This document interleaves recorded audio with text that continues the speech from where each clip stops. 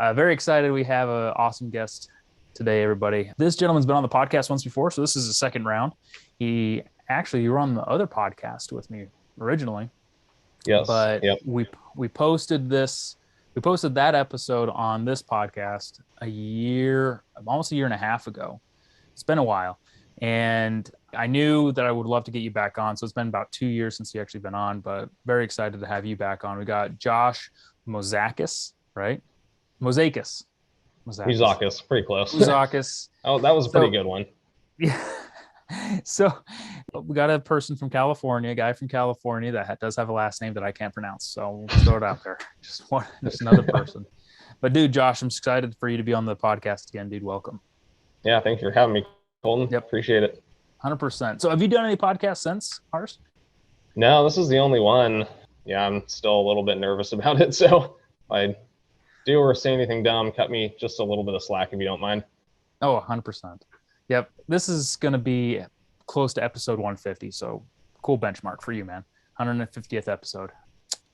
The podcasts seem to get easier as I've gone along, for sure. Like the conversations are able to be a lot smoother, but I still feel there is a little bit of anxiety with some of the guests. Where it's like, I just don't know what to say, what not to say, because you don't want to actually say something that maybe you regret.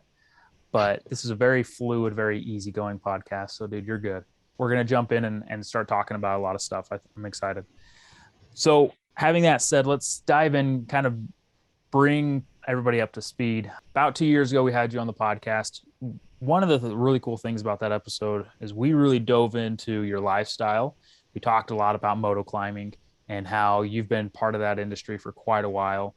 We have a network where you know a bunch of people that I know, and I've been introduced to a lot of people because of you and because of a few other individuals in the industry.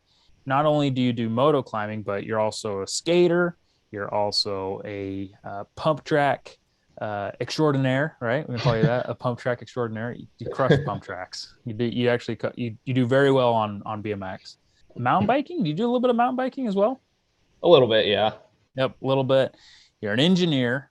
You've got your own business that you're crushing. Since then, you're now working with Motion Pro, and you are really focused on some really cool plans for the future with the electric side of the world, like being an entrepreneur yourself and wanting to look at what the future is going to bring to the industry and how you're going to be able to capitalize on it and really take hold of it. Because I think it's a really cool opportunity for you to be an engineer and wanting more understanding of what you can tinker with and what's capable. So stoked for you to be here, dude, and we can talk about that. So let's go back. Let's talk about last time we got on.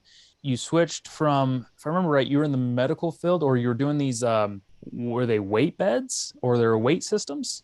No, they were body composition systems. Body composition, So, that's what it was. yeah, I was working for Cosmed USA. They're the inventor and the maker of the bod pod system. So it basically Right. looks kind of like a giant egg you get in, and it measures your body volume very accurately. And then from that and your weight, they're able to use formulas to determine your body composition and give you your fat percentage, which is basically, it's kind of a better method of telling how healthy you are versus like BMI. BMI is kind of outdated, not really super accurate anymore. So Right. It's kind of a guess. I've always thought that was interesting. Is like when you start putting in this calculation, like these numbers, if you have a 6'3", 230-pound bodybuilder, right, and you punch in a bunch of these numbers saying, oh, he's 230, he's this age, and this is his height, sometimes they'll tell you that you may be overweight, right? Because it's not talking about muscle mass. It doesn't really kind of give that. And then you say, well, you gotta get those clippers, or I don't know, caliper things, and you gotta pinch the sides, pinch the fats, right? And you gotta enter that calculation. And I was like, I have no idea how that even makes sense to be accurate. Because for me, I was like, I'm 6'2", and I'm pretty darn sure I don't have that kind of fat that people are saying. But I could say I do now. I definitely got the dad bod going. naturally. Definitely not then. Definitely not when I was in high school. So how did you got out of college? Did you just jump into that because it was a job?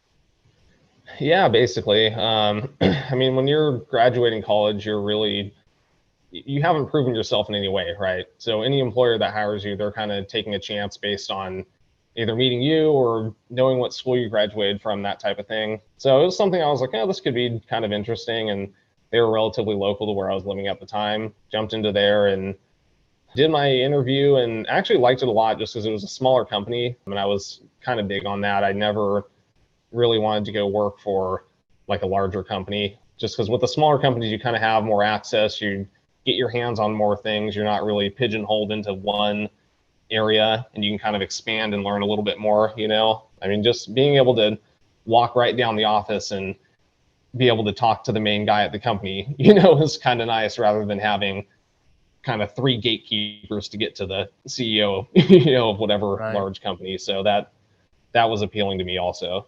Was most of that job a sit-down job where you're at a desk at a computer the whole time? It would depend. Probably maybe 70% of the time. They had a small, just manual machine shop there also, just a manual mill, manual lathe that I would do all the prototype parts on.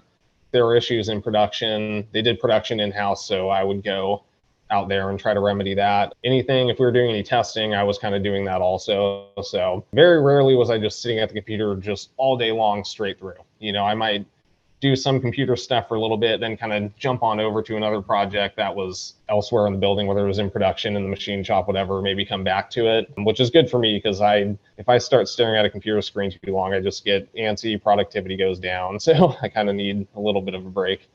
Right, 100%.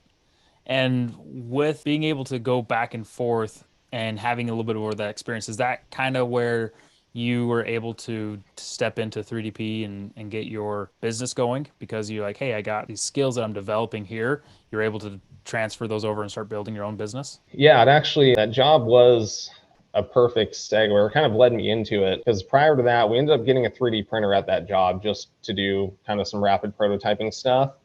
And I had no experience with them at all. I was kind of looking at it as like, okay, this is going to be a pretty steep learning curve. I don't really know how this is going to go. I wasn't really that into it, to be honest with you. And then once I kind of sat down, I really started doing some parts and thinking about like, wow, this is kind of cool that I can take my CAD model and make a plastic piece in hours, you know, not having to wait on a machine shop, not having to make molds, do any of that. And cool. It almost democratizes like manufacturing in a way because you can do plastic production parts now in your office, you know? I mean, that was something that didn't exist 20 years ago. And 3D printers might have existed, but they weren't commercial like they are now. I mean, you can go on Amazon now, get a good one for $400. That's plenty capable, you know? So yeah, that kind of segued into that where I thought, okay, what parts could I do? And I started just making these small, like brake line guides. Like most bikes have a front brake line guide, you know? I was like, oh, it'd be kind of cool to put people's like name and number on there, you know? So I made a few, gave them to some buddies and they were really into it. And I was like, oh, maybe there's something here, you know? Yeah, I just kind of expanded it from there and that's how it started. So on those guides, something I always think about like with 3D printing. So with a 3D printed, like with those parts, how, like in comparison to the actual manufactured part or, you know, the OEM, what's the durability comparative to them with a 3D piece versus the actual OEM? So that would depend a lot on material. So what I'm using now, the durability is much better. Okay. Basically, the OEM guides are made out of some kind of nylon material. Some of them are black, some are kind of that off-white shade. And when I print that's, I guess, what we call like a semi-rigid plastic where it has a lot of plasticity. So it can bend quite a bit before it breaks. You know, you think of like a glass sheet, obviously that's not bending much before it breaks. But then you take a piece of rubber and that bends a lot before it breaks, if it breaks at all, right? So what I did was I started off with rigid plastic, realized that probably wasn't strong enough, and I actually went to a TPU material, which is basically a rubber. So these guides, you can pull them apart, twist them in a knot, do whatever you want to do, and you can put it right back to what it was. And you can print those? Yes. Yeah. No joke. Yep. You can print rubber. Will they deform though? If you bend it a lot, yes, you can permanently deform it. But if you just bend it back, you bend it right back into shape. Oh, okay. So underneath. So when you bend it out, so say you have like a clamshell, like a clamp, right? And if you bend it open, it'll stay open. It'll stay like, let's say you bend it open 180 degrees, it'll probably spring back to about 40 roughly. Okay. And then you can just bend it back the other way and it'll pop right back. It doesn't, the material doesn't, they call that memory. So like a rigid plastic or a nylon, it's going to have a longer memory than a rubber would. So you would bend that open, it would kind of tend to stay pretty far open. Whereas the rubber piece wants to spring back. It doesn't have a lot of memory. It wants to go back to its original shape, if that makes sense. Oh, interesting. What is UV protection on that stuff? It's actually pretty good. TPU is pretty chemical resistant, and I haven't had any issues with UV stability. I did learn that lesson actually at first because I was using ABS, and I realized after a while those parts were getting brittle and starting to break. So the UV stable alternative to that is ASA, which is what you'll have a lot of your like car mirrors or like cars that have like a black bumper or something, like on the Sprinter vans or something like that. I believe those are ASA, and that's more UV stable. Ah, interesting. Can you use that material can you print that material? Yeah, I tried that for a little bit. What I found was it was better, but they could still break. One thing I've definitely learned over time is you really, really have to make things kind of idiot proof. You know what I mean? Like, just if there is a way to break something, people will find it. And this TPU rubber material, I mean, under a normal crash or something, there is no way you're breaking it. And if you do, I offer a warranty. I'll happily replace it if you somehow are able to do it, because I want to know about it. Sure. You know, that's the kind of that R&D stuff that the engineers like to get, right? So in the beginning of the business, you may provide like a decent warranty with it. It's like, oh yeah, free replacement, but that's because you want it shipped back so you can actually analyze and say, okay, what are our fail points? What can we do better? Do we need to switch material? All that good stuff, right? Exactly. Yeah. Interesting. So when you clamp that down to, we're still talking about the guide, right, for the cables. When you actually clamp it down to the triple clamp, right? That's what it's clamped to. Do you have to put like an insert as well to protect, like a copper insert? Okay. Yeah, they do. Brass, whatever. They're usually aluminum. The fancy term is a compression limiter, which is essentially exactly what it sounds like. It limits compression. It's kind of like a dowel, right? Yeah, it's basically a glorified dowel pin. But you'll see, like, if people were to go in their garage and look at their brake line guide or pull it off, most of them have a compression limiter nowadays. Back in the day, back in like, I don't know, early 2000s, maybe they didn't.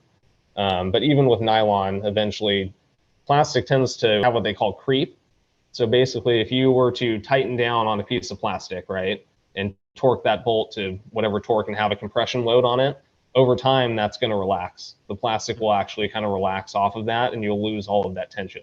So that's why you'll see a lot of plastic parts over time, the bolts will come loose because there's nothing holding them after a while. So that compression limiter basically remedies that problem, because now you're going a bolt metal to metal and you're able to tension it, and now nothing loosens up. So through trial and error, you've been able to find a material that actually makes sense and works. So what other things have you been printing besides the brake line guide? So our big seller right now has been intake scoops for the newest generation Yamahas. Yeah. So anybody familiar with those bikes, they know that the motor is essentially backwards. It's intake in front, exhaust out the back. Those air boxes are actually really choked up from the factory. They basically suck air through the front shrouds and into the air box, and that opening is pretty tiny. So with those intake scoops, you're able to actually channel a lot more air in there and kind of open the air box up. So this is kind of what they look like, if you can see. But yeah, basically what I do is I put a TPU 3D printed scoop on there, and that allows more airflow into the air box just using the air box cover. Got it. And you do actually get a pretty sizable power gain out of it. Well, I thought I saw 1 horsepower. You'll get 1 horsepower peak, but you'll actually get about 2 in the mid-range on the top end. And that's with no mapping changes at all. That's just popping your stock cover off, popping this one on, takes about 10 seconds. And yeah, you just gain 2 horsepower. So coming up with these cool parts, actually creating them, how far do you actually plan to take 3DP? Because it's not your full-time thing, right? You're working at Motion Pro. So how far do you think you could actually take 3DP? I don't know. I don't know that they would ever be able to grow to be a full-time thing. It's a really niche market, especially with the intake scoops. I mean, that's just current gen Yamahas. You know, the cable guides, yeah, they're cool, but they're not for everyone. You know, some people think they're awesome. Other people are like, oh, that's kind of dumb. Why do I want that? You know, it totally just depends on the person. I mean, even if it stays where it's at just as a part-time thing, it's a little side money that helps. And it's also just a good learning experience of learning marketing and things like that. And just to have that opportunity, because when you're doing engineering work, I mean, you're far removed from any kind of marketing or kind of customer relations type of stuff. So Mm-hmm. just being able to learn that and learn kind of the ins and outs of like setting up a Shopify store, just little things like that you don't think of. Like when you think of starting a business, everyone's just like, oh, you just start the business, but it's like, yeah, it's not that simple. You got to kind of set up the business credit card, set up the Shopify store, get some products down, advertise. Like there's a lot to it that I was and still honestly am completely clueless about, but at least I'm a little bit less clueless than when I started. Yeah. Yeah, 100%. Like it takes some trial and error to get into it, and then once you start doing it, then you start learning and you're able to see what you could change. If you had to go back, you'd be like, okay, these are a few things I probably would have changed, or I would have focused more time on this, and then you're able to also help other people that are interested. You can answer questions for them, right? So I Yeah, like that. absolutely. You still do that. You went away from the body composition machines, and now you work with Motion Pro. What do you do for Motion Pro? So I do product development for Motion Pro. I'm basically their product development engineer. I work under a guy named Steven Scott. He's been there for a long time. Absolute genius, great at what he does. So I basically work under him, and we kind of just tag team any of the design and development stuff. I'm the only one that's actually full-time in-house though. So I'll do all of the prototyping. I've been learning like CNC program machining, things like that. So yeah, let's say me, Steven, or anyone really, could be someone in our marketing department, or Joe's our guy who handles the V-twin stuff. Somebody comes up with an idea for a component or a tool, that comes to me and we'll kind of go through, we'll do the design, iterate, and then I'll go out in the shop, make the prototype, we'll do our testing. And yeah, I'm kind of hands-on just from start to finish until we're ready to go to market. And that's how far away is that from where you live? It's about 40 minutes, so it's a little bit of commute, but yeah, it's Right. not too bad. I'm opposite traffic, so I'm just kind of cruising all the way there. And the cruise all the way there and the cruise all the way home. Yeah. No, that's kind of nice. So having this full-time job plus this part-time thing, where do you find the time to ride? Weekends. Make the So I time. do, you really kind of have to plan your time out. During the week, I'll try to get the bike ready, do just the basics, filter oil, that type of stuff, and try to get out and ride. I like to do Saturdays just so I have Sunday to kind of do 3DP stuff or do side work if I want to, or just kind of relax. It's kind of like you were saying before, planning your day out. You really kind of have to think a few days ahead of like, okay, what am I going to get done today after work, And there's also trying to fit in. I mean, it's hard to ride effectively if you're just riding on the weekend doing nothing during the week. You got to do some kind of exercise during the week, that's important. You need to eat right, which usually means not eating out all the time. So that's cooking at Yeah. home. So Yeah, 100%. yeah. And being by yourself, you kind of struggle with that because you're like, I have to cook all my own meals and I have to do all the meal prep and stuff like that. Versus if you had a wife, I knew you were going to hit me with that. I had to. I had to. Not saying that that's what they're just like, that's why they're there. I'm just saying it's a convenience if the wife enjoys doing that kind of stuff. I work full time. My wife's a full time mom. That's what she does. So it's a partnership. Works. But anyways, do you do some type of meal prep then for your week? A little bit. Like usually for like lunch at work, I'll just cook maybe some chicken breast or something like Sunday night that I can put into sandwiches, things like that. And then dinners, I try to cook like maybe 1 or 2 extra days worth at that time. So I'll just have leftovers for like 1 or 2 days after. Anything after that, I don't know, leftovers after a couple of days start to not be so good. Yeah, yeah. So usually I end up only cooking like a couple nights a week. I haven't seen the Bachelor Life. Uh, man, whenever I don't think I've ever lived alone. Now that I'm really thinking about it, I think there was a time period of about mm, maybe a month. Actually, I don't think I've ever lived alone. How weird is that? Never. I've always had somebody living Wow. in the house with me. So I've always had other people to like either they were making meals or I was making meals and like we were prepping together and stuff like that. That is fascinating. 32 years and I have never ever lived alone. That's That's sad. pretty crazy. Yeah, that's sad. I know how to cook everything. I can do my own laundry. I can do everything, but I just never lived alone. I had my best friend in college that we lived together. I left out of the country, and I was always with one other person for 2 years out of the country. And then when I came back home, yeah, grandma and grandpa were there. Either mom was there, grandma and grandpa was there, and then I got married. And I've been with her for the last 12 years, 10 years. We've been together for almost 12 years, but 10 years. So Oh, yeah, 10-year anniversary this year. But no, that's interesting. And I know we even chatted a while ago. It's like, wow, for you having somebody else to actually work with or like date is just a lot of like a lot of time, because you're in the midst of working a full-time job. You have this side business, you have racing, you have riding as much as you can when you can, and then you're also working your butt off so you can buy a house and get out of an apartment, stuff like that. So you're quite busy, and I get that. So that's why I keep going back. It's like, man, how do you find the time to actually go out and ride? And you just make it work.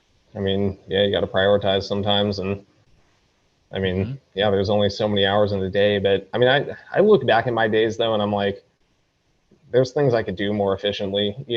It's hard. Sometimes you'll get caught up in like trying to fit too much in a day. You look at someone like Gary Vee or something on Instagram, and you're just like, how does this guy do all this stuff in a day? But I'm also like, I don't know if I want to be that high strung, just like going 24/7 like that. Like, I guess that's not really my personality. I don't know that that's even totally healthy. Like, I think there needs to be a little bit of time to kind of be calm and relax. So yeah, it is kind of just prioritizing. But that is the trick though and we had talked before about figuring out what the priority is. Like if you've got 2 hours and you have 4 hours worth of stuff, what do you prioritize? And that's kind of the tricky part, I feel like.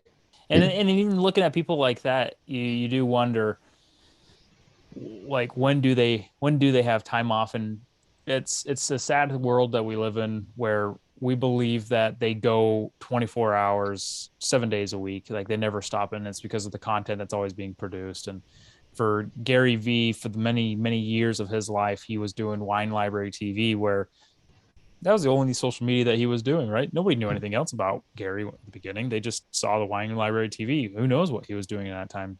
Probably working the store. Is what he says. He worked at the store. That's what he did.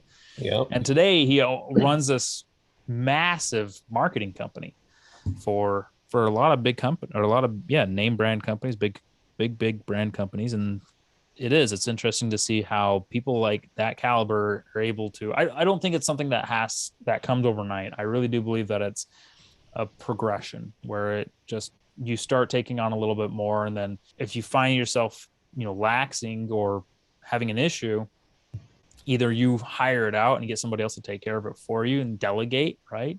Especially if you need to focus on something else. So I guess that also comes with funds. But then realizing what's actually important in your life at that moment and what needs to take priority. So that goes way back to what we were talking about at the very beginning, why I even shared the experience that I was having in the last 24 hours. Just like, oh man, I made this mistake, didn't plan my day ahead of time. So how am I going to make this work? And it's been kind of cool to see that the through line for the podcast so far. Now, you're still competing though, right? In racing. I do, yeah. So how is that playing in effect with, I'm assuming weekends are the days for you to go race? Depending on if it's like a travel race or something, I'll leave on weekdays. Luckily, Motion Pros are really, really good about that. They obviously support racing, so if I need to take days off to go drive and travel, I can do that. I'm not traveling as much as I used to. I really hit a couple races this year as far as hill climb goes. I guess I've been diversifying a little bit, doing a lot of pit bike stuff, and that's more local. A lot of the Motoclimb stuff is, we don't have as many West Coast races as we used to. So I haven't been doing that quite as much as I have in years past, but we do have a race at least coming up in about a month, Halloween weekend. So that should be a lot of fun. We were kicking out some ideas of different formats and stuff, just because it's not a points race. It's not part of a series or anything. This is kind of just a one-off thing. That'll be a fun weekend for everybody. So there's a little bit of liberty there on what you can do with like class setup and things like that. So we'll see what ends up happening. Yeah, that's cool. I love Matt. Matt's a great guy. They just finished the US Hard Enduro series, and everybody I talked to just raved about it. Like, they said it was a fantastic series this year. And I know Matt, I've talked to Matt personally, and he's shared some frustrations, but overall, it's been a really good experience for a lot of people, and I'm really hoping and they're able to continue doing it for the years to come. Really continue building that industry. 'Cause I think that's really good things. Have you thought about diving into that as well? I've done a little bit of it. He used to put on a hard enduro in Reno at Wild West Motorsports Park. I did that a few times. It was a lot of fun. It's a race. That type of racing is something I would definitely do on someone else's bike. Um, it's fun, but there's just a lot of, it gets expensive quick, especially if you're at the very novice level of that type of riding compared to the pros that I am. Just getting through some of those sections can be pretty tricky. So Mhm. I'm actually working with a company, Electro and Co. I do some work on the side for them also. We're working on a full-sized electric conversion dirt bike right now. We're hoping to have done for the Endurocross round in Reno, kind of as a test bed. And that'll be kind of our hard enduro bike to possibly hit some of these races next year if we can get the kinks worked out and figure out battery life and things like that. There's still a lot of question marks, but that's something we would like to jump into. So if that does happen, ideally I would kind of get into that scene a little bit more. Oh, that's cool. That sounds like a lot of fun. There was a guy, he raced the TKO, and I remember at one point there was a small hill climb, but it was very rocky and rutted.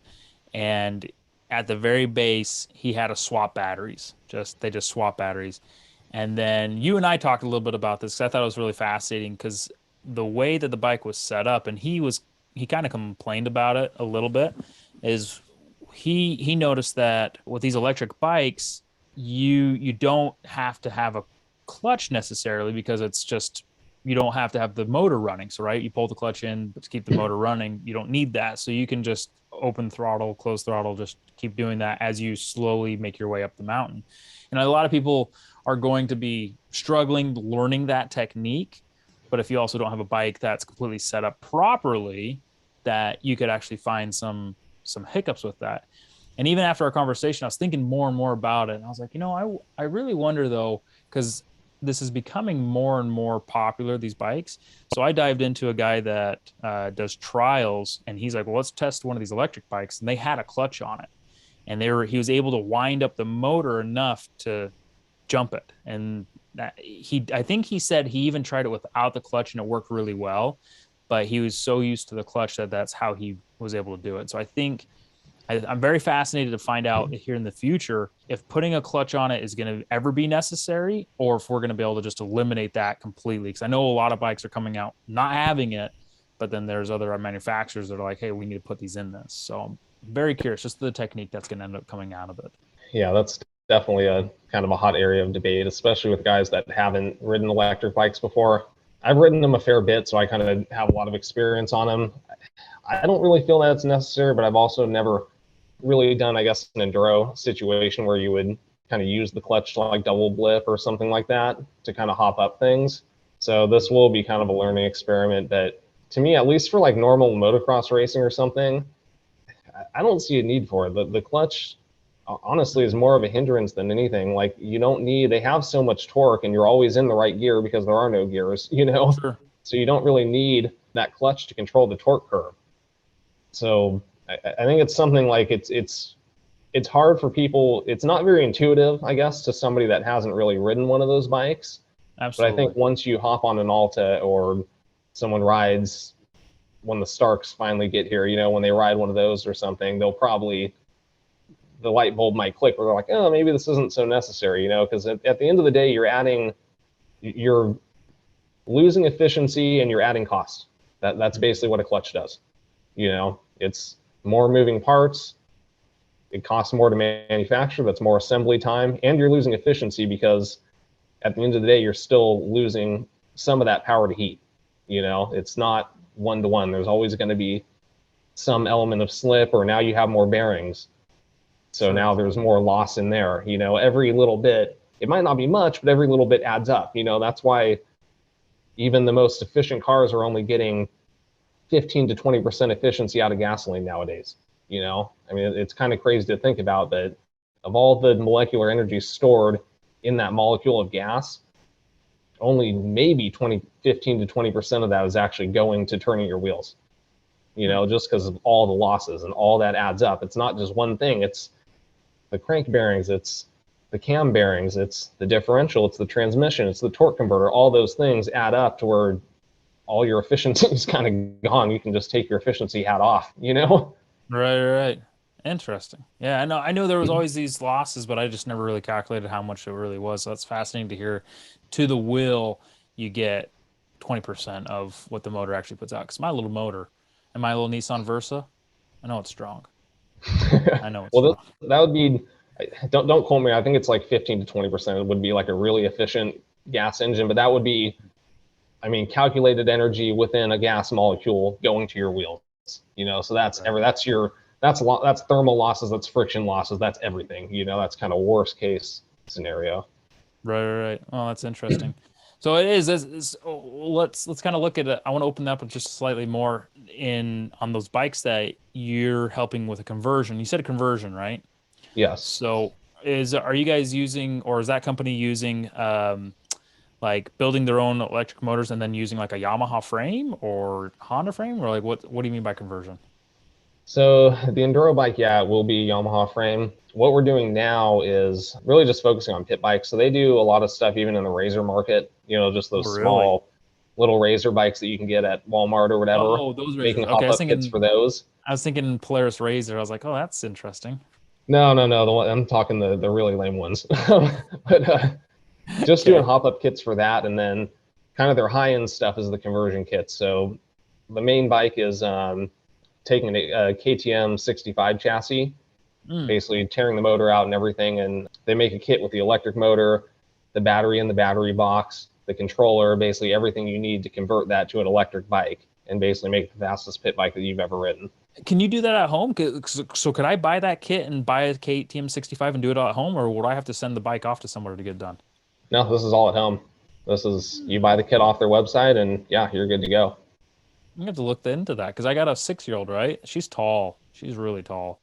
I was like, what kind of bike? Because we thought about getting those Stasics, Mm-hmm.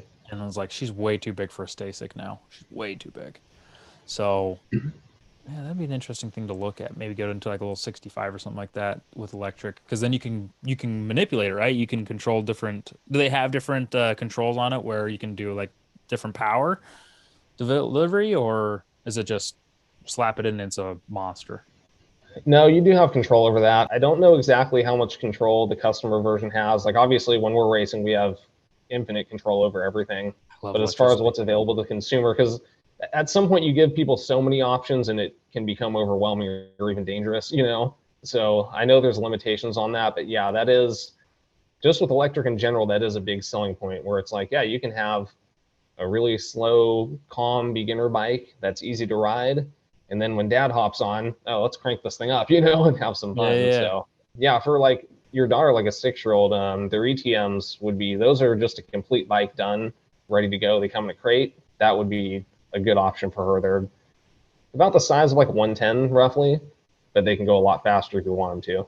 So what other bikes have you guys been developing kits for? The other one that's available now is the what they call the EMX 17, which is YZ85 conversion.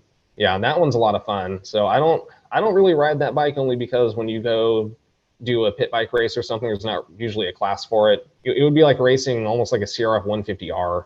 It's Oh, wow. there's not really like a class designation for it. But as far as like just riding, I mean, if you took that bike and just did some trail riding or something on it, tons of fun because it's big enough to where it feels kind of similar to a big bike. You can kind of plow through stuff and yeah, it's not real tiny like a pit bike. And then yeah, what we're working on now is a conversion for a steel frame YZ to convert that to all electric. So we're hoping we can get about the battery capacity as what an Alta had.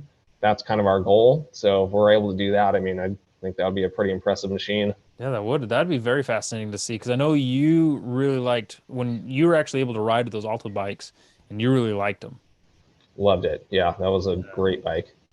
But your experience, like for the last few years, you've had the experience with electric bikes because I think we touched about this a little bit, but Alta had a bike that you actually rode and got to experience the electric bike and the potential that it can unlock within your industry. And for those that um, don't, or maybe just need to catch up a little bit or be reminded in this episode, Josh does moto hill climbs.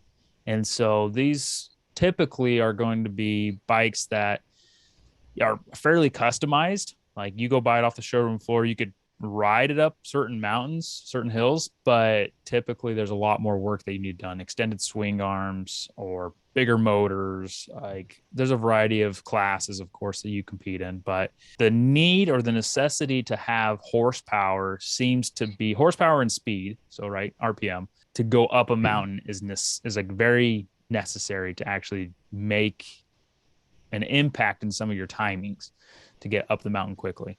So with your experience with Alta, did you actually do hill climbs with it at all, or did you get to dabble into that with it? A little bit. So kind of I'll run through the backstory on that pretty quickly. So basically myself and Matt Musgrove, who's a hill climb promoter, we basically contacted Alta, said, hey, we want to possibly try some hill climbs on this thing. Are you guys interested? And at that time they were kind of doing various like alternative forms of racing. They were heavy into endurocross with Ty Tremaine and a couple other things because they weren't able to race supercross or motocross at the time.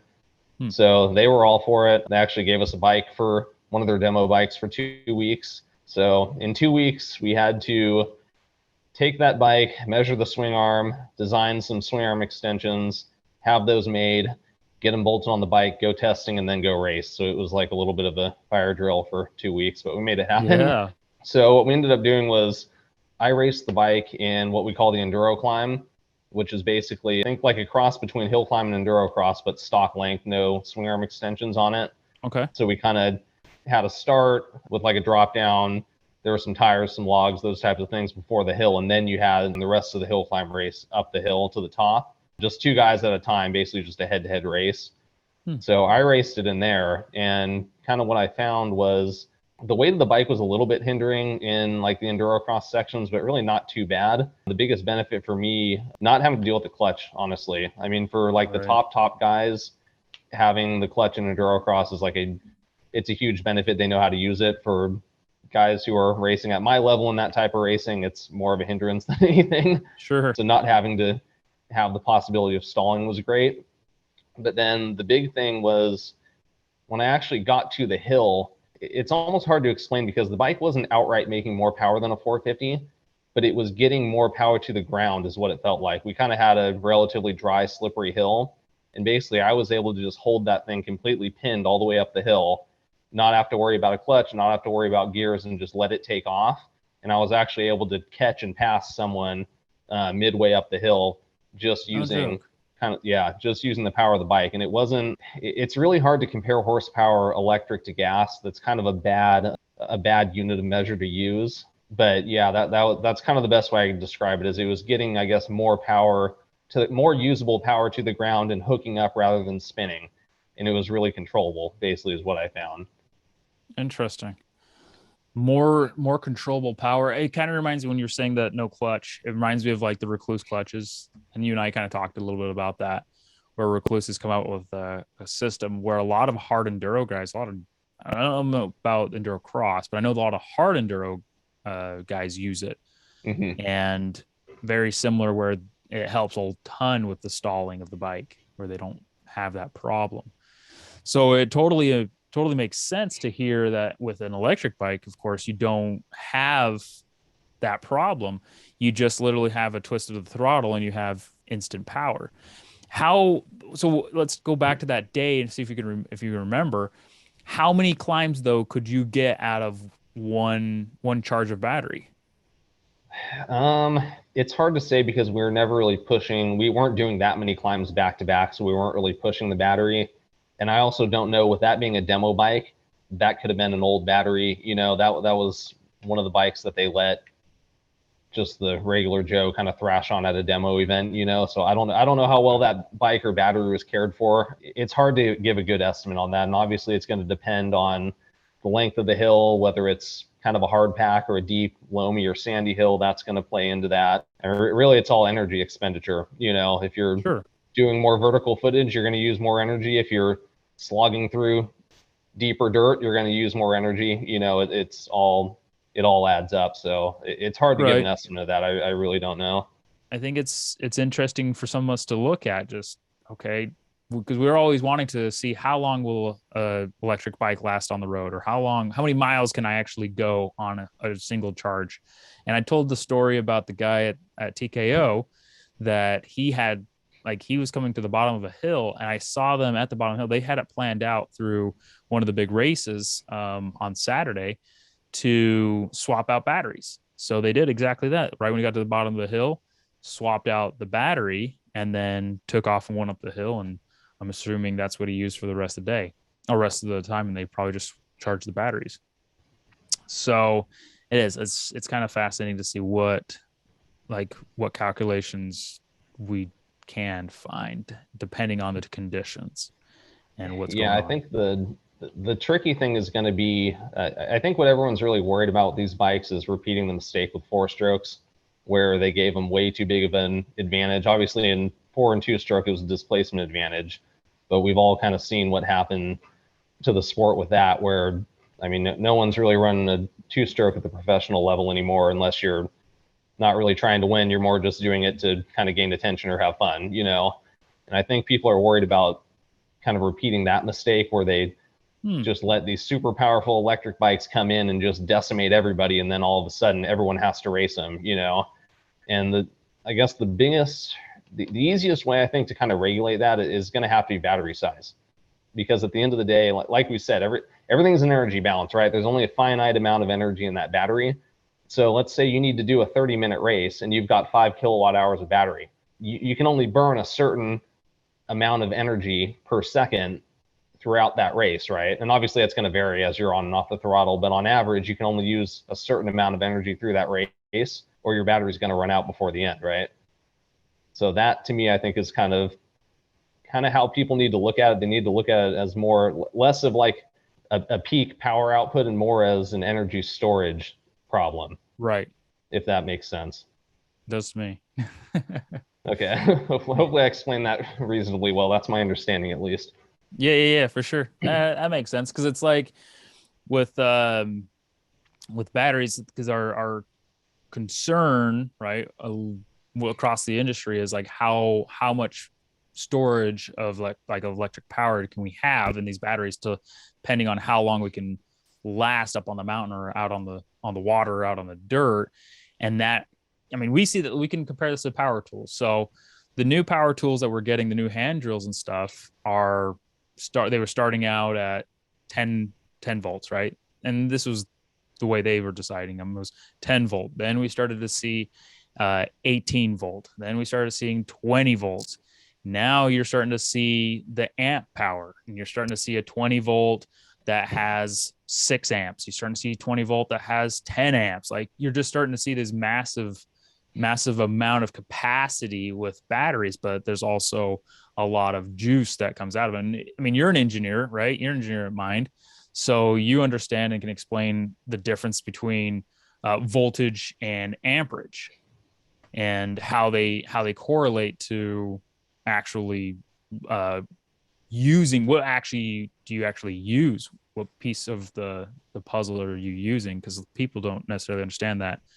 Yeah, that's probably not a bad explanation. I mean, I deal with more of the mechanical side. Like, I have a little bit of an electric background, not as much, but yeah, essentially, like, when we're talking electric motorcycles, the current is kind of your power, right? That's what's kind of driving the motor and that type of thing.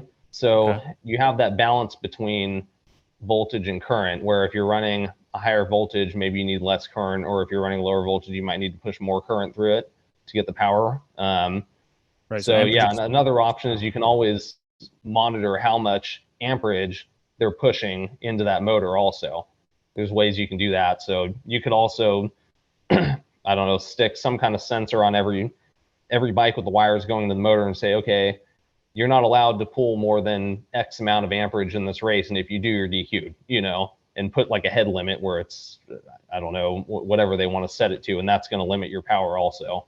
So sure. that's kind of another way you could do it if we want to go the current route. Yeah, it might make it more fair too, to tell you the truth. Like, thinking about it, it'd be, because when I go back and look at or talk to like the pros, I'm assuming that every bike is comparable that's built at the factory, $100,000 motor, if that's what it is. Really, I really don't know, but I know they are broken down and designed very specific to each team. And then I bet you there's even, you get to the very top guys where they have it very specific to them as well. So yeah, they could customize motors where each gear is custom cut and everything like that. And with an electric motor, you kind of take that out where if you understand programming, or I guess the way you would actually combat it would be like, okay, you got to change the motors, which ones can spin faster or which ones have less drag, like all sorts of little things like that, to get the power to the wheel. But you would be able to regulate who actually is having more power and who has a faster spinning motor, which can possibly make the races a little bit more competitive because they're all close to the same regulation or same level. I don't know. I don't know what the power output is of a factory spec bike compared to a Honda or a Cali. I really don't know. No, I think you're on the right track with that. And that's something that I like a lot about electric, because I think it is going to kind of level the playing field to some degree, because there is only so much you can do. So like, let's say we did take the route of limiting current to the motor. Okay, I mean, maybe a team like Star Yamaha, they can go in and do all ceramic bearings or some special brushless setup or whatever, and get a little bit more than kind of your average Joe, but they're not going to have the advantage that they have now. And now in chassis tuning, they will. You're never going to get rid of the suspension advantage, things like that. And really just being able to fine tune that bike to each rider and all the testing and the personnel and just their technique with that, and their process, because that's my guess of kind of what the secret sauce is, not necessarily one individual part. It's more all the moving parts and the personnel and making every rider gel with the bike and getting everything set up for them, because one bike, like if I hopped on Eli Tomac's bike, I'm probably not going to like it. It's probably going to be way too much for me, but it works for him, and even Plessinger, like he might hop on Cooper's bike and probably won't work for him because they're a totally different body type, But yeah, as far as like power output and stuff goes and just keeping costs down, I could see electric being a positive in that way, where, I mean, you could end up, maybe they start running a spec battery. I mean, I know some of the big four manufacturers had talked about kind of working together to create a spec battery, which would help drive costs down for everybody, and replacement batteries would be a lot cheaper, So if that type of thing happens, I mean, yeah, it could definitely level the playing field a little bit, which would be great. Yeah, that would be nice too. And then I guess you could even look at that too. And I don't know, even if you had a spec battery, even if you had a specialized battery, it all has to go through a controller, and the controller would regulate everything. So even if you had this super efficient battery, super fantastic battery, you still have a controller that will change it, regulate it. So I think just like what you were saying, I didn't think about it. I'm glad you brought that up. It's just like the chassis side. Then you can get the competitive advantage because of the chassis, or just the technical skill on the track. And that's where the level playing field comes in, where now it's really the finite skill sets, who's putting a little bit more time into this type of conditions and stuff like that. Very, very interesting to think about when moving into that industry, because I know some of the big manufacturers in the snowmobile industry, they have promised or pledged to go electric by 2025 with a lot of their fleet, like just really start pushing for it. I mean, that's just 2 years away. I know they've been working on it, but I don't think they're going to phase everything out, but I think they're going to be very much introducing a bunch of it. So they're going to have fleets of this really in there. I don't think they're going to be phasing it out completely if they end up doing it for many years. And that's also here in the States, definitely going to be government regulated, to where the government's going to want to be pushing for that. I mean, California, we know California's been really cranking down on 2-strokes and 4-strokes and even riding out in the forest and stuff like that. It's almost like, why even bother trying to ride in California anymore? At least that's my perspective of what I've heard from a bunch of people. Well, you can't get a sticker anymore. So if you went and bought a 22 or 23 YZ250 or whatever, you can't get a registration sticker for it anymore.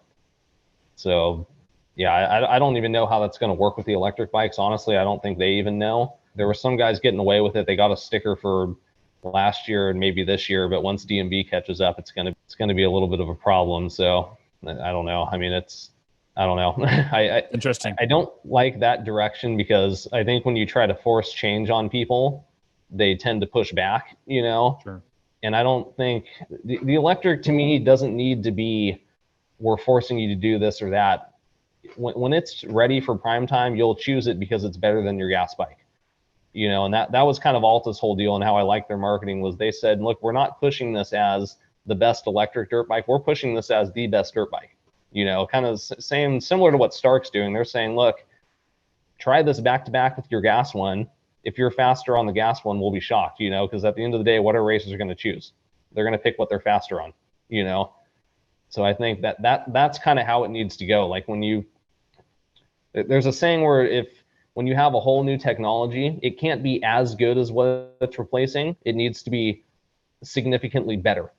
It's like you're not going to get the whole infrastructure and everybody to switch over just because it's as good as what they already had. You need to be making strides and benefits with that too.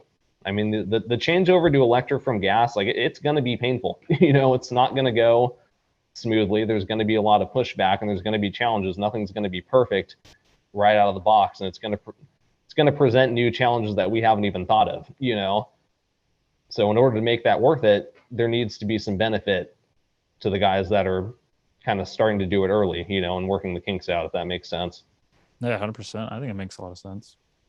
Yeah, I know. It's fascinating to see where we're headed, and I'm excited. I haven't kept too close touch on it. In fact, a lot of the news I don't keep a whole lot of. Don't keep probably good. On it as much. That's good for your sanity. Yeah, exactly. Just keeping my sanity. Keep my head down and focus on the things that I make sense for me right now. Well, that's interesting, dude. So let's talk a little bit more about your work with the industry now. So what exactly are you doing with the company? Like what services are you able to render to them?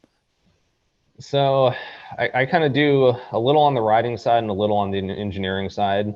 So I kind of work on various projects for them, whether it's CAD work or I do some 3D printed parts for them also. I 3D print the battery boxes for their electric conversion kits right now, things like that. Is it for just demos, just like trying it out, or is it something that they may look at permanently? No, these are for sale. You can go on their website, electroandcompany.com, and yeah, their EMX 14 and their EMX 17 kits are. That's right, because we were talking about the pit bikes. We're talking about the pit bike conversions. Exactly. So, yeah, that's kind of how I got my start with them. Was they hit me up and they were like, "Hey, can you print this giant box?" And I was like, "I don't know, but we'll try." You know? Yeah, it just kind of went from there. So. I do that for them. I work on some other projects. Some stuff's proprietary right now I can't really talk about, but exciting stuff, which is great. And then on the riding side, we really focus on the pit bike stuff for now, and also on like the Surons. So I do the riding for them at those races. I race at like Big Hill Jam for them. We have a lot of local pit bike races I do for them also. And honestly, it's a great setup because like I always had that dream as a kid of like being the factory rider and just being able to like show up to the track and the bike's like ready to go. And now I can do that on this small scale. So that's pretty fun. I like that a lot. That's awesome. And those guys, yeah, they work so hard to like make this stuff happen. I mean, I do it part-time on the side and I help where I can, but those guys are just in it every day, just grinding, you know, and it's inspiring to me to watch and makes me want to kind of push and keep things going also. I think that's cool. You said that the fact that you have a machine big enough that you can create a box. How big is this box? Is it as big as a laptop, or how big is this box that holds a battery? The EMX 17, so that kit is to convert a YZ85 to electric. That box it's almost 12 by 12 by 12. So that's the max that my printer can do. And I think this box is like 11.5 by 11.5 by 11 or 11.5 or something. It's massive. It takes about 3 days to print. It's crazy. Holy cow. Yeah. Wow. So you basically have that little machine running all the time when you were producing them. Yeah. Yeah. And I mean, this is a low volume thing. The conversion kits, they're plug and play, but they are relatively pricey. Like someone's got to really know what they want. Like they're going to say like, I really want an electric pit bike, you know, for a kit like this. It's not the same as just going and buying a bike from a dealer, obviously, because you need the donor chassis and things like that. And there is some fab work involved. But at the end of the day, it's I mean, you get probably the fastest pit bike you've ever ridden, and it's a ton of fun. So it's Yeah. not a high volume thing. If it was a really high volume thing, we'd need to look at other methods of manufacturing. But for now, the 3D printing's good enough. I saw a video on YouTube recently that was very fascinating. It was after our conversation, and this dude took an electric motor, and basically took the head off of a pit bike, like off the motor of a pit bike, and Mm-hmm. then ran a chain from his crankshaft up to the motor, and then that's how he was able to drive. So he had gears and a Mm-hmm. clutch and everything that he ran through, but he was super stoked. The thing was fast. He loved it. Just cranked out. I think though, he ran into some problems with it though. It was a I believe it was a two-stroke motor, and all of a sudden he started getting oil up into the head, like up into the motor. Even it was a because it was a two-stroke, we shouldn't be seeing any gear case oil, right? Mm-hmm. So he started seeing a bunch of gear case oil into his motor. He's like, I don't know where this is coming from. This is really not That's not good. good. Yeah, to be able to see somebody with the engineering mind build something like that. And I was like, wow, that's pretty cool. So you guys have, or so the company's actually been building these kits, and I really like that because that's definitely something I've been thinking about. It's like, pit bikes are not necessarily the most expensive things out there, and I'm finding that it's more popular of a sport nowadays than maybe ever used to be, and it's not a bad way to get out and have fun and enjoy it. I mean, you're tall too. How tall are you? I'm like exactly 6 foot. Okay, so and I'm 6'2". Both of us are pretty tall individuals, so being on a pit bike is still kind of hindering, or we have some handicap with it. Oh But yeah. you make it work. No, for sure. Yeah, and when I race for them, I usually ride the EMX14, which is a KTM 65 conversion. So the 85s, when you're racing, they don't really have a class, just the way pit bikes are kind of classified. But most races will let us run that 65 because it's a 14-inch wheel in like the mod 110 class. But so and it usually works out to be pretty even. But the biggest benefit with that bike is not having the gears is huge, or dealing with the clutch or anything. Because like, especially off the start, I mean, I tend to get pulled just like one bike length or half a bike length, just a hair out of the gate. Because when those guys are able to pop the clutch, they get that instant acceleration. But when we get going down the straight and I'm able to just kind of whip the thing on and not have to pause or let off to shift or anything, that's where I start to gain them back. And once that thing starts to top out, you're gone. And that kind of works throughout the whole track also, just not having to, no worries about downshifting, no clutch, no anything. Don't have to worry about being in Sure. the right gear. It's just whatever throttle you give is what you get. Yeah, and you know what? We're gonna have to start looking at. No, they can compare it, but it's just still a different math because we look at RPM in a motor. We look, okay, how many revolutions of a crankshaft is moving, right? So how many revolutions the crankshaft was what our RPM is. Uh, on a motor, on an electric motor, same thing, but I mean, it all depends on the size of the gear on that electric motor, right? Or how inside of these little motors, how is the gears driven? Like how does that work? Do you know the mechanics behind it? Yeah, so it depends on the motor. So some of them are what they call gear motors, which is basically exactly what it sounds like. They're geared down internally. Okay. Usually it's just like a spur pet gear or something like that to gear it down. And I think I want to say like the Alta was like a 3-to-1 ratio or something like that. The motors that we use in the EMX pit bikes are not. They're just the sprocket's literally mounted right to the motor. There's no gear reduction on those at all. So on those, obviously it's easy. Whatever RPM that motor is going is what you're getting on the output shaft because it's 1-to-1.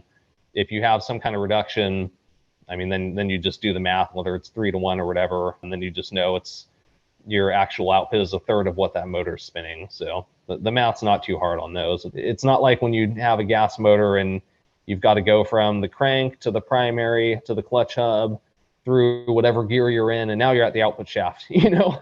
there's a lot of calculation and friction losses in there. That's interesting. Yeah, because I know that's what's cool about electric motor. You can do direct drive, you can do direct, just chain driven. So you go. Or you do a chain, or you do a gear driven where you have a counter shaft or a jack shaft, whatever you want to call it, that goes out and drives primary drive. So That's interesting, and that will definitely play into factor in that. So I didn't think about that, but it does kind of make me think just the RPMs again, because if you're racking out RPMs, we could be looking at honestly almost an infinite number, right? There's going to be I'm assuming there's a cap, but you can still dial these things in and hone or just play with them enough where you could literally go to whatever that little motor can produce. If it's and granted, these motors are typically rated for a certain RPM, if I Yes. remember right. Yeah. So it Yeah. could be Usually an RPM and a 1400. current rating. Yes. So it could be like 4,000. It could be 20,000, right? It Yep. could be astronomical numbers, but then that's when the gearing comes in to say, okay, well, if we're only at 4,000, we need to get it up to 15,000. Then you're going to have to put some gears in there to make it spin that way. Yeah. A lot of fascinating things. We could really dive into a lot of that, but I think it'd be a really fun podcast to get a couple of those guys on board and just chat about it, just really learn a lot about electric motors and Yeah, electric future. that would definitely be huge. Because I mean, they're in and out of this stuff all day, every day, you know, and they can speak to these things a little bit better than I can. Like, I have Sure. my basic understanding. They can really dive into it and give you all the specs and all kind of the nitty gritty of everything. So yeah, that would Right. definitely be a fun one. My knowledge is very limited and I've already forgotten a bunch of it. So I could be wrong on a lot of things that I've talked about today. So if anybody listening and they realize that I'm wrong, I'm sorry. Just Just please leave forgive hateful me. comments. Yes, just leave lots of hateful comments. I'm okay with that. Just send me a DM, tell me how much I don't know, and then I'm okay with that. I'll just make it better next time. To wrap up though, let's talk about sponsorships and really dive into your world with sponsors because I know we were talking off camera that you are sponsored and you've really chased the sponsorship in the past, but now you're really working on those relationship building and just keeping the core sponsors. So who are some, like, how many sponsors do you have right now? Um, I would say three main ones. So the first one being Electro & Co. The second one being Flow Vision Goggles, and I recently just got on with them. Actually, they're they're relatively local to me, and I had a friend that I work with actually knows the guy who started that company. Yeah, I tried their goggles out, loved them. They're pretty popular in my area. I don't know how popular they are over on like the East Coast, but California they're I'm pretty starting to see popular. Flow everywhere. Okay, yeah, that's awesome. Yeah, I liked the goggles, and I also just I liked their overall message of just kind of pushing and working hard and continually like reinventing yourself and getting better. You know, Hmm. just kind of that universal message of hard work paying off. Because I know those guys are grinding it out, also being a small company. And then the third one is Luxon MX, real small company down in San Diego, and they do really high-end triple clamps and bar mounts. They Hmm. also do some clutch covers, things like that, some adjustable linkages. I was actually lucky enough to be able to talk with the owner through a mutual friend right after I graduated college, and he was super helpful in helping me get my resume ready and just giving me advice as I kind of went into the work world and stuff. Wow. Yeah, and I've just kept in contact with him throughout this whole time and kind of bounce ideas off each other I'll shoot ideas to him for 3DP and stuff like that, and he can give me good advice on that. Yeah, his products they're engineered to the level that I aspire to be someday. Okay. You know, I've seen his facility and how his setup is, and yeah, it's just amazing the amount of work and knowledge that goes into those, and just the attention to detail as far as like even how they're machined, how the tool paths are run to get a certain finish and things like that. Really, when you look at their clamps next to pretty much any aftermarket clamp I've seen, you really notice those little details and the difference. Hmm. Interesting. So yeah, that's some cool significant differences. And it's cool that there's three companies that you're working with and they give you the support that you need. I'm assuming you use some of those triple clamps and the bar mounts and stuff like that on your race bikes. Yeah, on my YZ250, that's my primary bike that I'll do motocross and durocross and just kind of general practicing on. I run them on that bike. At the time I wanted to kind of change the offset, and they come stock with a 25 millimeter. I wanted to try the 22, which is what Luxon runs. Yeah, once I knew I was in the market for some aftermarket clamps, there was no question of what I was going with. I like it, dude. I think you save actually about a pound, believe it or not, over the stock triple clamps. The Yamaha ones are heavy. I know you save some weight also on the KTM ones, but the Yamahas, if I remember right, you save almost a pound. Wow. Yeah. So that makes a big difference because it's not just like a pound off the bike; it's like a pound off of the steering. Exactly. Yeah, I mean, you're turning the bars quite a bit when you ride. So every time if you can lighten that area up, you're saving energy, and that's always a good thing. Interesting. I didn't think about that. I honestly, I didn't. I just think, yeah, we can lighten it up, different areas, but I didn't think about lightening up for the fact of handling, the maneuvering of the bars and stuff like that. I didn't really think about that. I've always thought about what if I just run lower or less oil in my forks? That would probably help, right? Or just run air I mean, forks. that is a good tuning tool. But Yeah. yeah, if anyone wants to learn more about them, there's a ton of good blog posts and technical info on luxonmx.com. They really go the extra mile to make sure the consumer has all the information, kind of their whole thought process and how they actually design the parts and things like that. So it can potentially be a little overwhelming, but any of the information that you want is there. So hmm yeah. That's cool, dude. Any big future plans for other companies to work with or start getting the ball rolling with anybody else? Honestly, not at the moment. Like I guess my thought process really lately has been rather than just chasing tons of small sponsorships, I would kind of rather spend my time, I guess, working with the companies that I have now and that I have good relationships with and building through that. And then also just building my own company or kind of working through in my career, and like elevating myself that way rather than trying to chase 20, 30% here or there. Okay. I feel like I guess at this point in my life, like that's a better way to focus. I guess if that makes Sure. sense. Yeah, no, it does. I mean, I believe there's a variety of athletes that I've talked to. There's reasons why they do what they do when it comes to sponsors, because a lot of athletes use sponsorships for certain getting advantages, especially if the way that they race. Other ones use them for just the leisure riding, where they don't necessarily compete, but they have a lot of time that they like to spend with these companies. And if they help them with what they're trying to achieve, that's why they use them. But then there's also just some times in life where it's a transition where work's different. I got to focus on these few things that are actually moving the needle on my life and on my writing versus really spending a lot of expending a lot of energy working on building more relationships that you don't really want to disappoint the company. So you kind of hold back and say, okay, well, I'll buy it at retail, or you already have a opportunity with a dealership that they provide you a discount anyways. And there's a lot of companies or a lot of dealerships that I know that do that where they don't always say it's a sponsorship, but if you're spending thousands and thousands of dollars there anyways, they say, well, how about we just take care of you and help you out and lower your costs. And it's more of like a business to business transaction type Mm-hmm. of thing. So it really, I mean, there's a lot of different options, different ways people go about it. And at the Action Sports Club, they really are able to hone in and show you the right ways to go about doing sponsorships, depending on where you're at. Oh, cool, dude. Josh, this has been a lot of fun hanging out with you again tonight. Let's have you drop your handles where everybody can find you, then we'll sign off.